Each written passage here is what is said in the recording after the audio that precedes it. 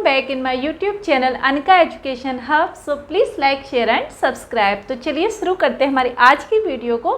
आज की वीडियो में जो हम पढ़ने वाले हैं वो व्यंजनों को कितने प्रकारों में बांटा गया है, कितने टाइप्स हैं। आज हमें इस वीडियो में उन सारी ही समस्याओं को सुलझाने का प्रयास करेंगे। ठीक है, तो चलिए शुरू करते हैं कि जो हमारे व्यंजन हैं वो प्रयत्न के आधार पर बेसिकली ये कितने प्रकार के हैं, उनको व्यंजनों को कितने ही भागों में बांटा गया है, आज हम इस वीडियो में ये देखेंगे। ठीक है, तो इनको जो बांटा गया है बच्चों, वो टोटल अगर देखा जाए तो 10 भागों में बांटा गया है। कितने भागों में? 10 भागों में। एक बार देख लेते हैं। पहला है स्पर्शी व्यंजन, यानी कि आप उन शब्दों को जब स्पर्श करते हैं या हम बोलने के द्वारा जब उन्हें स्पर्श करते हैं तो कितने भाग हैं, कितने वो व्यंजन हैं। ठीक है। दूसरा है हमारा संघर्षी व्यंजन।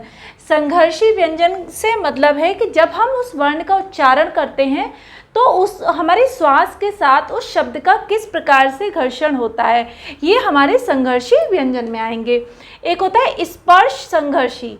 स्पर्श संघर्षी का क्या मतलब है कि उन शब्दों को जो हम बोल रहे हैं तो वो स्वर के साथ स्पर्श करते हैं और साथ में ही उनमें एक घर्षण का प्रभाव उत्पन्न होता है, वो हमारे स्पर्श संघर्षी व्यंजन कहलाते हैं। फिर है अनुनासिक व्यंजन।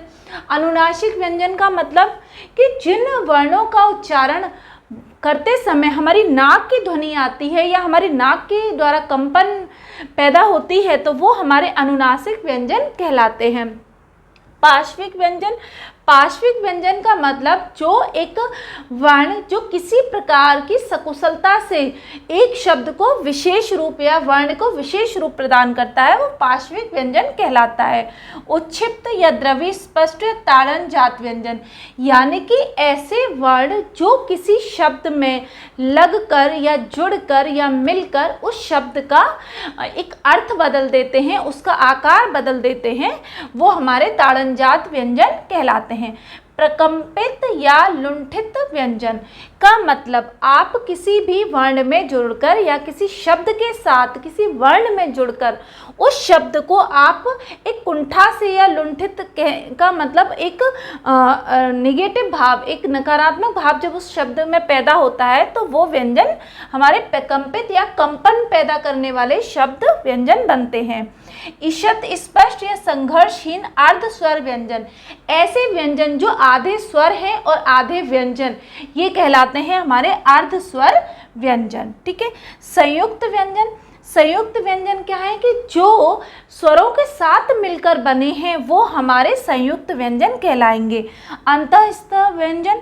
अंतःस्थ व्यंजन का क्या मतलब है कि जो स्वरों के ही साथ मिलकर अपना स्थान बदल लेते हैं वो हमारे अंतःस्थ व्यंजन कहलाते हैं। अब इन सबके नामों में कौन कौन से व्यंजन आएंगे या कौन कौन से वर्ण आएंगे, एक बार हम उनको भी देख लेते हैं। ठीक है। स्पर्शी व्यंजन में जो हमारे वर्ण आते हैं वो का से लेकर के माँ तक आते हैं और ये जो बच्चों होते हैं ये टोटल हमारे 25 व्यंजन होते हैं। कितने व्यंजन होते हैं? टोटल 25 व्यंजन होते हैं। ठीक है। संघर्षी व्यंजन हमारे कौन से हैं? तीनों श और हा। स्पर्श संघर्षी व्यंजन हमारे च छ ज छ, च छ ज छ। अनुनासिक व्यंजन में हमारा ड, इंग्या, एड़े, न, म। इनमें क्या आ रहा है? नाक से हमारा प्रोनाउंसिएशन आ रहा है। पार्श्विक व्यंजन केवल एक ला। उच्छिप्त व्यंजन हमारा ड और ढ। ठीक है। प्रकंपित या लुंठित हमारा व्यंजन र कहलाएगा और अर्ध स्वर हमारा य और व है। ठीक है।